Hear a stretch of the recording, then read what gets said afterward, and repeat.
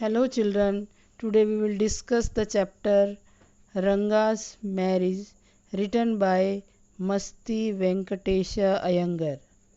Ranga's homecoming to Hoshahalli village from Bangalore was a great event for the villagers. Everyone wanted to see an English educated young man. The narrator made up his mind to get Ranga married to Ratna, a pretty niece of Ramarao.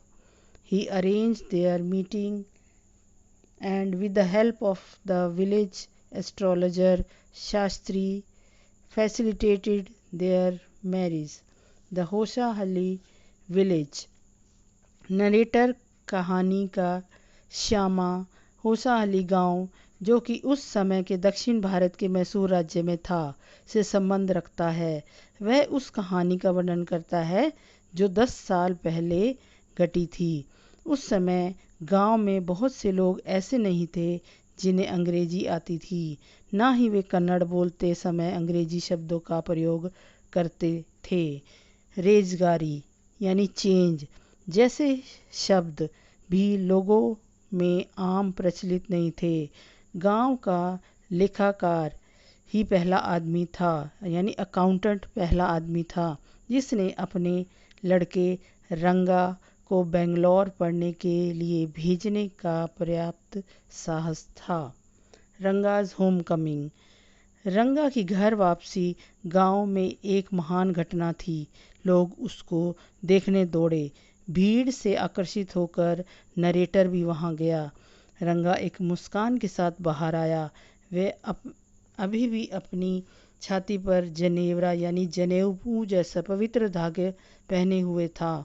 औरतों को संतोष हुआ कि उसने अपनी जाति को अभी तक खोया नहीं था।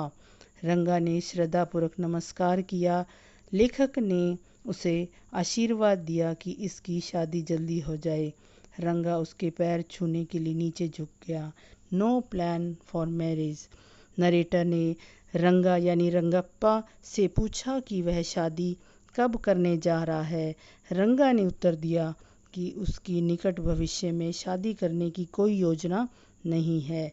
वह तभी शादी करने का विश्वास रखता है जब आदमी शारीरिक व मानसिक रूप से परिपक्व यानी मेंटली मैच्योर हो जाए। वह उस लड़की से शादी करेगा जो मैच्योर हो, वरना वह कुंवारा ही रह जाएगा। वह तय की गई शादियों में विश्वास नहीं करता था। नरेटर इस बात से परेशान था कि वह लड़का जो उसके विचार से एक अच्छा पति बन सकता था, कुंवारा रहने का निश्चय कर चुका था। रामा राव नीस रत्ना। रत्ना रामा राव की भतीजी थी। वह 11 वर्ष की सुंदर कन्या थी। वह अपने चाचा के यहाँ ठहरने आई थी। वह बड़े कस्बे से आई थी। वीणा और हारमोनियम बजाना जानती थी। उसकी आवाज़ भी मधुर थी। नरेटर ने सोचा कि रंगा उसके लिए बिल्कुल सही लड़का है। वह उसके लिए सबसे अधिक उपयुक्त दुल्हन थी। Ranga sees and here's Ratna. Narrator Ramarao के स्थान पर यानी घर पर आने वाला था। लड़की उसके लिए काफ़ी खुली हुई थी, यानी कि वो उस घर में आते जाते थे नरेटर, और वो उस लड़की के साथ अच्छे से बात करते थे। शुक्रवार का दिन था। नरेटर ने रत्ना को कमरे में बैठा दिया। वह एक शानदार साड़ी पहने हुए थी। उसने रंगा को बुलाया। रंगा ड्योढ़ी पर रुक गया। वह गाने को बंद नहीं करवाना चाहता था, लेकिन वह गाने वाली को भी देखने के लिए इच्छुक था क्योंकि उसको गाना अच्छा लगा। ध्यान से उसने अंदर झांका। रत्ना ने ऊपर देखा। जब उसने एक अजनबी को देखा तो एकदम बीच में गाना गाते हुए रुक गई।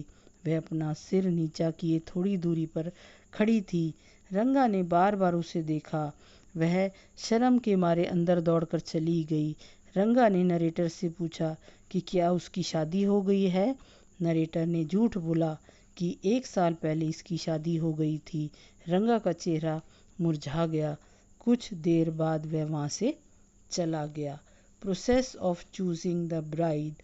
एक लड़की दुल्हन को चुनने की प्रक्रिया जारी थी। नरेटर ने रंगा को शास्त्री यानी पंडित जी से मिलने के लिए अपने साथ चलने को कहा और वे यह पता लगाएंगे कि शनि और गुरु उसके लिए फ़ायदेमंद है कि नहीं, यानी कि उसकी शादी के ग्रह सही हैं या नहीं। रंगा बिना विरोध के उसके साथ चला गया। शास्त्री रंगा की ओर मुड़ा और पूछा कि वह उसके लिए क्या कर सकता है। नरेटर ने शास्त्री से पूछा कि उन्हें बताएं कि रंगा को क्या चीज़ सता रही है। उसे इस टेस्ट के लिए अपनी ज्योतिष विज्ञान को लगा देना चाहिए। शास्त्री जैसे अपनी उंगलियों पर गिनती करता हुआ मुंह भी हिलाता रहा। शास्त्री ने कुछ गणना की और फिर गंभीर स्वर से बोला कि एक लड़की उसे तंग कर रही थी। उसका नाम समुद्र से आए के अंदर से पाए जाने वाले किसी चीज़ पर था। वह कमला या रत्ना हो सकती थी। The narrator tottered Shastri. हर चीज़ योजना के अनुसार घटी। शास्त्री को ठीक तरह से सिखा दिया गया था। उसने वही किया जो नरेटर ने उसे करने को कहा था। उसने शास्त्री से पूछा कि क्या रामाराव की भतीजी रत्ना के बारे में उसके द्वारा बात चलाने का कोई लाभ है। निश्चित रूप से, शास्त्री ने कहा। रंगा के चेहरे पर कुछ खुशी आई। रास्ते में वे रामाराव के घर के पास से गुजरे। रत्ना दरवाजे पर खड़ी थी। नरेटर ने रंगा को बताया कि वास्तव में लड़की की शादी नहीं हुई है। फिर उसने रंगा से पूछा कि क्या उसके दिमाग में रत्ना है। रंगा ने स्वीकार कर लिया, यानी वो शादी के लिए राजी हो गया। Rangappa comes to invite the narrators for dinner. समय पंखों पर उड़ गया। रंगप्पा और रत्ना की शादी होगी। एक दिन रंगा नरेटर को रात के भोजन पर बुलाने आया। वह रंगा के पुत्र श्यामा का जन्मदिन था। वह 3 साल का था। नरेटर हंसा और पूछा कि उसने अपने सोने जैसे बेटे का नाम ऐसा क्यों दिया, श्यामा, जिसका अर्थ है काला। वह नरेटर तो तेल के काले केक की तरह है।